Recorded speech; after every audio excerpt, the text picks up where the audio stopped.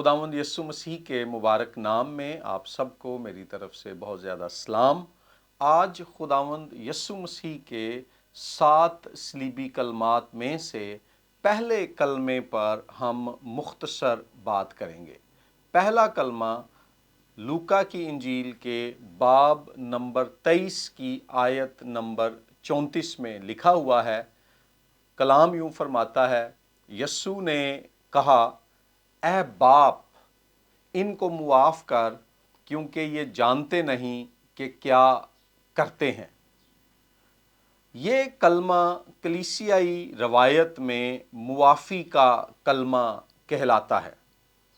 खुदावंद यस्सु मसीह को सताने वालों में यहूदी मजहबी लीडरों, रूमी हकूमती अफसरान के अलावा उस वक्त जो रूमी सिपाही आपको सलीब दे रहे थे वो शामिल थे। उसके अलावा जो क्राउड था, जो भीड़ थी, जो आपका मजाक उड़ा रही थी और जिसने पुकार कर कहा था कि इसे सलीब दो, इसे सलीब दो, वो लोग शामिल थे।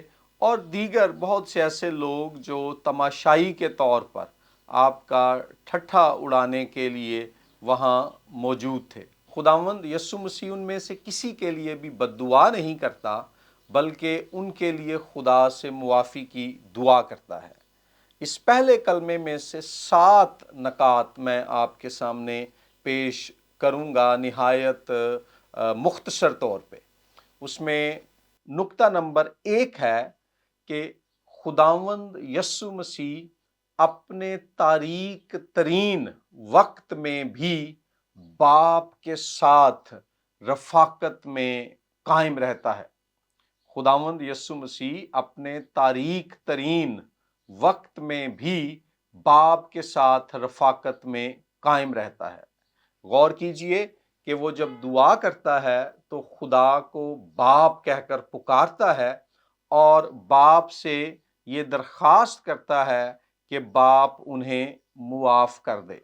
वो रफ़ाकत और मोहब्बत और कुर्बत जो अज़ल से यस्सु को बाप के साथ हासिल थी, सलीब पर इस निहायत तकलीफ़ के मौके पर भी हमें कायम नज़र आती है। दूसरी बात जो इस कलमे में से हम सीखते हैं वो ये है कि इंसान की रूहानी जहालत उसके लिए गुनाह का जवाज़ नहीं, बल्कि खुदा के फजल का दरवाज़ा खोलती है। इंसान की रूहानी जहालत गुनाह का जवाज़ फराहम नहीं करती, बल्कि फजल का दरवाज़ा खोलती है।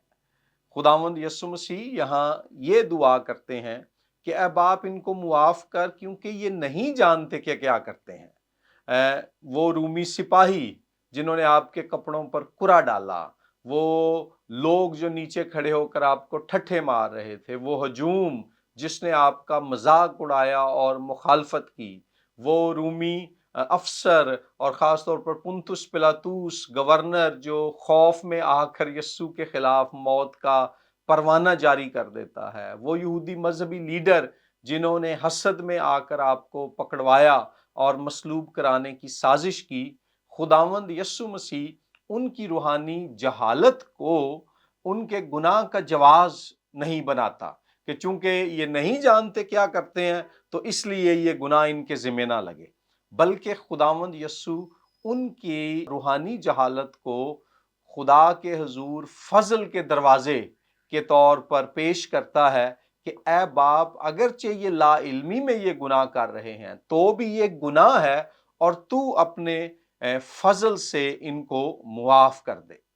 तीसरी बात जो हम सीखते हैं वो ये है कि मुआफ़ी का कलमा जो है ये यशाया 53 बाब में दुख उठाने वाले खादिम के बारे में पेशगोई की तकमील है।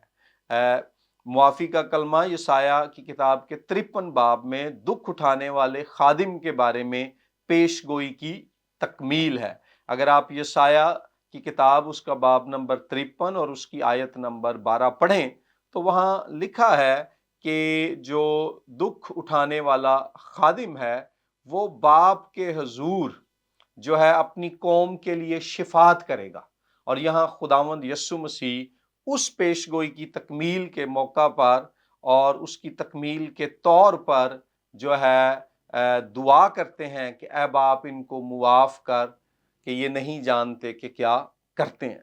چوتھی بات جو اس کلمے سے ہم سیکھتے ہیں وہ یہ ہے کہ معافی کی قیمت ہوتی ہے، اور وہ قیمت جو ہے یسوع مسیح کی صلیب پر ادا کی گئی۔ گناہوں سے معافی کی قیمت ہے، اور وہ قیمت خداوند یسوع مسیح نے صلیب پر ادا کی۔ خداوند یسوع کی یہ دعا اے باپ ان کو معاف کر محض الفاظ نہیں ہے، بلکہ اس دعا میں عمل بھی شامل ہے۔ وہ عمل کیا ہے کہ یسوع مسیح صلیب پر قوم اسرائیل اور تمام دنیا کے گناہگار انسانوں کے گناہوں کی معافی کے لیے کفارہ دے رہے ہیں۔ وہ اپنی جان کی قیمت ادا کر کے جو ہے اس معافی کو ممکن بنا رہے ہیں۔ پانچواں نقطہ جو معافی کا کلمہ ہمیں سکھاتا ہے وہ یہ ہے کہ یہ دعا خدا کے فضل کی کشادگی کو ظاہر کرتی ہے۔ معافی کا کلمہ خدا کے فضل کی کشادگی کو ظاہر کرتا ہے۔ یسوع مسیح دعا کرتے ہیں اے باپ ان کو معاف کر۔ امیڈیٹ جو کانٹیکسٹ ہے، فوری سیاق و سباق ہے، اس سے تو اشارہ رومی سپاہیوں کی طرف ہے، لیکن اس میں مذہبی لیڈر، رومی سپاہی، یسوع کا مذاق اڑانے والا ڈاکو، وہ بھیڑ جو اس کو دیکھ رہی تھی، وہ سب تو شامل ہیں، لیکن ایک اعتبار سے اے باپ ان کو معاف کر، اس ان میں دنیا کے وہ تمام لوگ بھی شامل ہیں جو خدا اور اس کی طرف سے بھیجے گئے ممسو بادشاہ اس کے بیٹے یسوع مسیح کی جو ہے مخالفت کرتے اور اسے ستاتے ہیں۔ سو یہاں جو ہے یسوع مسیح دنیا کے ہر اس انسان کے لیے دعا کر رہا ہے جو اپنی روحانی جہالت میں خدا کے خلاف اٹھ کھڑا ہوتا ہے اور خدا کو اپنے گناہوں اور اپنی نافرمانی کے ذریعے سے تکلیف پہنچاتا ہے۔ چھٹی بات جو ہم اس کلمے میں سیکھتے ہیں اور اس کے ذریعے سے سیکھتے ہیں وہ یہ ہے کہ خداوند یسوع مسیح کی طرف سے معافی کی یہ دعا مسیحی شاگردیت کے لیے نمونہ فراہم کرتی ہے۔ یسوع مسیح نے متی 5:44 میں اور لوکا 6:27-8 میں یہ سکھایا کہ اپنے ستانے والوں کے لیے دعا کرو، جو تم پر لعنت کرتے ہیں ان کے لیے برکت چاہو۔ اور یہاں مصلوبیت کے موقع پر یسوع مسیح وہ تعلیم جو اس نے دی خود اس پر عمل کر کے ہم سب کے لیے شاگردیت کا ایک کامل اور خوبصورت اور افضل نمونہ بنتا ہے۔ ساتویں اور آخری بات جو یہ کلمہ ہمیں سکھاتا ہے وہ یہ ہے کہ معافی کا کلمہ کلیسیا کو معاف کرنے والی جماعت بننے کا چیلنج دیتا ہے۔ معافی کا کلمہ کلیسیا کو معاف کرنے والی جماعت بننے کا چیلنج دیتا ہے۔ یہ کلمہ ہمیں اس بات کے لیے ابھارتا ہے کہ ہم بھی خداوند یسوع کے نمونے پر عمل کرتے ہوئے جو ہے اپنے دشمنوں کو معاف کریں، اپنے ستانے والوں کے لیے خدا سے معافی چاہیں، اور وہ جو ہم پر لعنت کرتے ہیں ان کے لیے خدا کے حضور برکت کی شفاعت کریں۔ خداوند آپ کو اور مجھے معافی کے اس کلمے کے پیغام پر عمل کرنے کی توفیق بخشے اور اپنے پاک روح کی مدد عطا کرے۔ God bless you.